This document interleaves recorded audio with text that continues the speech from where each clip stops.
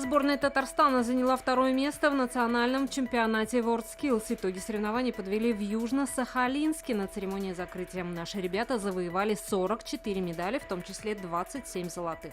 В Казани многодетным семьям до конца года предоставят 800 участков. Напомним, с начала этого года семьи уже выбрали 543 участка рядом с Дербышками и Кульсиитово. Продолжается распределение земли вблизи поселков Сакуры и Каймары. Челнинская школьница, упавшая с недостроя, скончалась, не приходя в сознание. Напомним, 15-летняя девушка упала с высоты второго этажа.